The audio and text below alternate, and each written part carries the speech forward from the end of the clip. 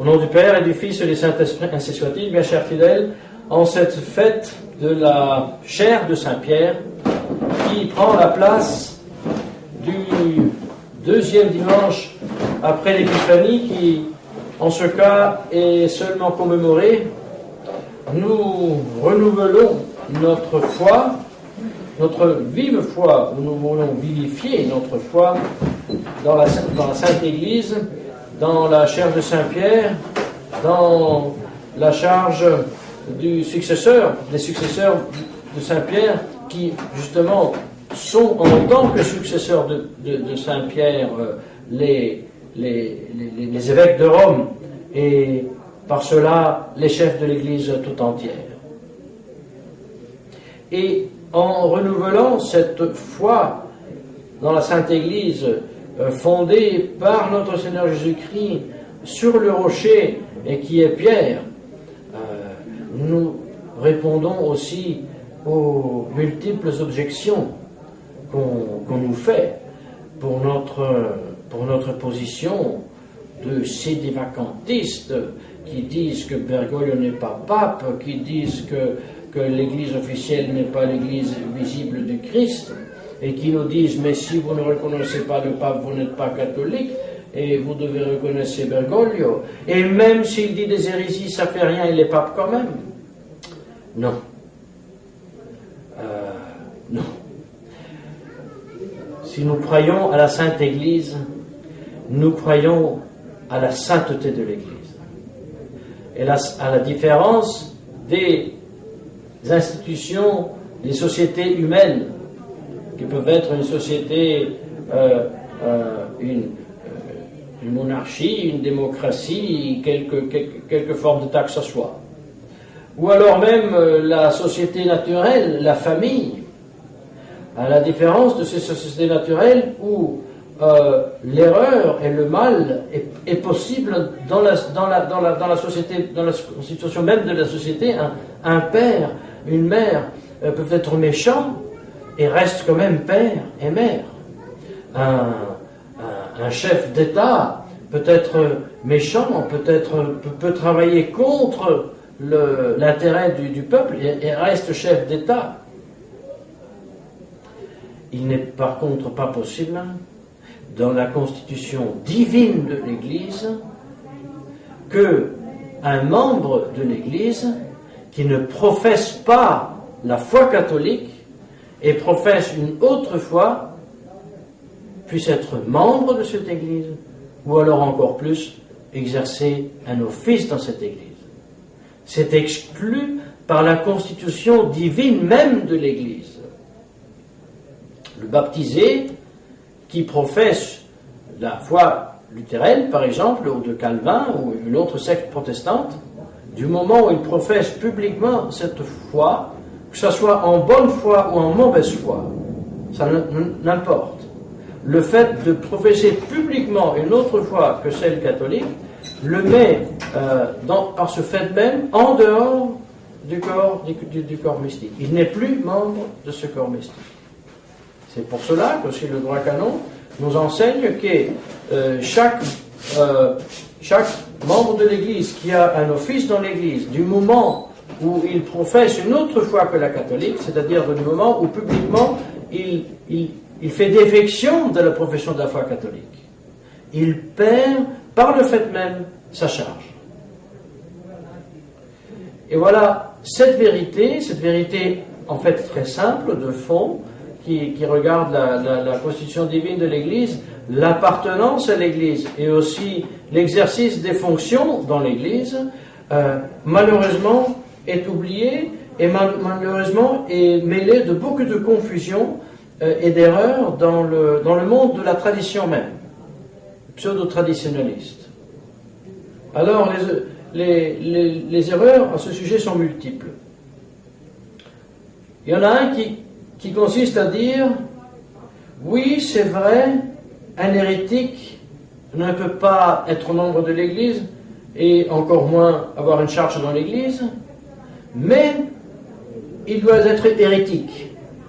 Or, les papes du Concile ne sont pas hérétiques, mais ils sont modernistes, Et puisque les modernistes, on ne peut jamais les saisir parce qu'une fois ils nient, une fois ils affirment, et on ne peut pas jamais les saisir, donc on ne peut pas les clouer sur l'hérésie, et donc ils restent quand même en charge. Et c'est la première erreur. La deuxième erreur consiste à dire, oui, c'est vrai, ce sont des modernistes, c'est une hérésie, mais pour le pape, ça ne fonctionne pas parce que, pour être hérétique, il doit d'abord être jugé par un tribunal qui confirme son hérésie, avec toute la procédure qui porte à la sentence, il est hérétique, et seulement là, il perd sa charge. Or, le pape ne peut pas être jugé par personne ici sur terre, donc il ne peut pas défaillir de sa charge. Donc, et ça c'est l'énormité, qui est un sacrilège, donc un moderniste peut être pape. Et des papes. Non. C'est une insulte à la constitution divine de l'Église. Nous répondons tout d'abord sur une fausse distinction qu'on fait entre hérésie et modernisme. Dans le monde de la tradition surtout, circule l'erreur qui dit l'hérésie, oui, c'est clair, ça met hors de l'Église et ça fait perdre une charge de l'Église. Le modernisme, non, parce que c'est pas l'hérésie. C'est faux.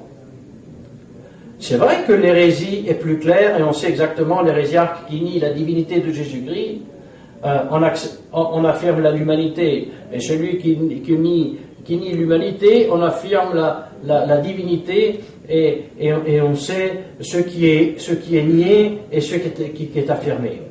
C'est vrai que l'hérésie est plus facile à saisir. Mais, par exemple, dans l'exemple de notre Seigneur Jésus-Christ, qu'est-ce que fait le moderniste? C'est vrai, le moderniste ne choisit pas entre nier une nature au détriment de l'autre.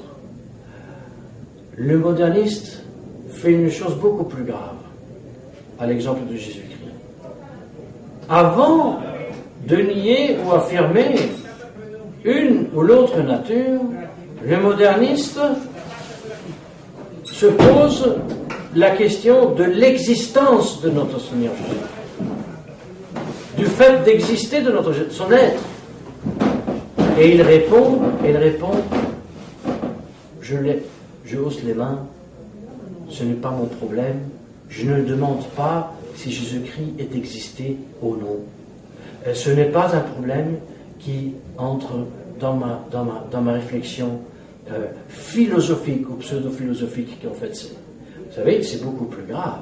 Parce que alors, le moderniste dit, tu peux dire que Jésus-Christ existait, tu peux aussi dire qu'il n'a pas existé. Tu peux dire qu'il est homme ou non homme, Dieu ou non Dieu, homme et Dieu ou non pas homme et Dieu. Tu peux affirmer et nier les mêmes choses. Parce que ce n'est pas intéressant de connaître une vérité en dehors de nous que de toute façon on ne connaît pas. Voilà que donc cette façon de penser est pire de l'hérésie, mais n'est pas autre chose qu'une hérésie, avec la différence que ce n'est pas une hérésie, mais ce sont toutes les hérésies ensemble. Voilà pourquoi Saint Pédis dit que le modernisme, c'est l'égout collecteur de toutes les hérésies. Mais alors, le petit pseudo-traditionnaliste ne peut pas me dire « Ah, mais les papes du concile ne sont pas des hérétiques, ils sont seulement des modernistes. » C'est pas qu'ils sont seulement des modernistes. C'est beaucoup plus qu'un hérétique, le moderniste. Le moderniste est toutes les hérésies ensemble. Et si donc l'hérésiarque perd sa appartenance à l'Église et sa charge dans l'Église, à plus forte raison le moderniste.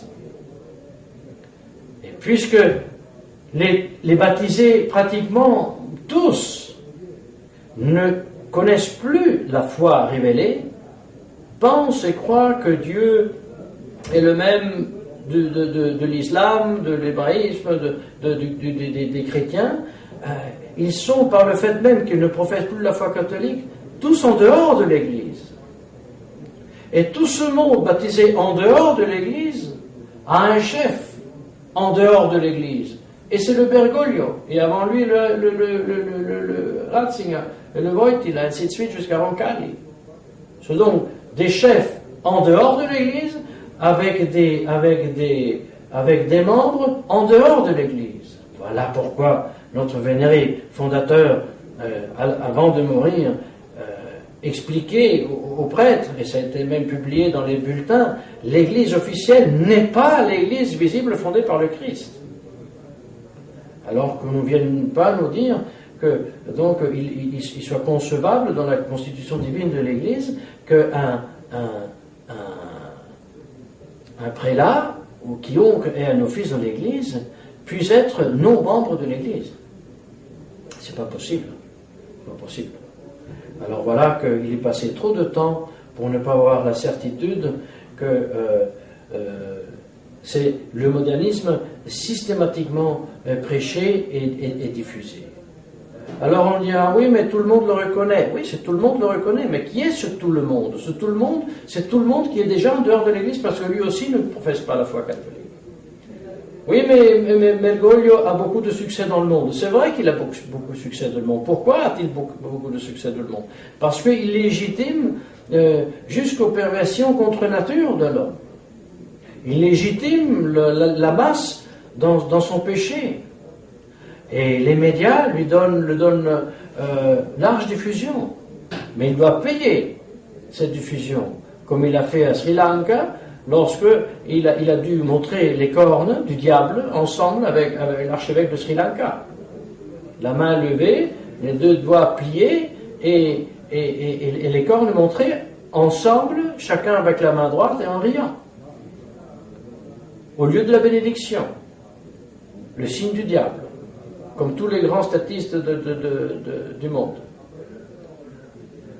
Alors, en cette fête de la chair de pierre, justement, nous voulons tout d'abord remplir de joie spirituelle comme le fait Saint Pierre dans la première lettre, sa lettre adressée aux fidèles, auquel il écrit qu'il veuille abonder dans la joie et dans la paix en notre Seigneur Jésus-Christ, afin que cette foi vivifie l'espérance et la charité, et que cette joie soit pleine dans l'éternité. Et ensuite, Saint Pierre ajoute, maintenant, dans ce temps, vous avez encore un petit peu de tribulation. Ce peu de tribulation, ensuite, c'est verser le cendre, le martyre cruel, mais en comparaison avec la joie de la foi et de la gloire éternelle, pour les princes des apôtres, c'était peu de choses de verser son sang. Pour nous, malheureusement, qui sommes faibles dans la foi, dans l'espérance de la charité, l'idée seulement d'être torturé nous fait frémir. C'est pour ça que nous demandons par intercession de la Sainte Vierge Marie que notre foi, notre espérance, notre charité soit augmentée, soit vivifiée, afin que, comme Saint Paul et comme Saint Pierre, nous puissions regarder en face, et si Dieu le veut, nous donne la grâce aussi, le martyr avec générosité. Au nom du Père et du Fils et du Saint-Esprit, ainsi soit-il.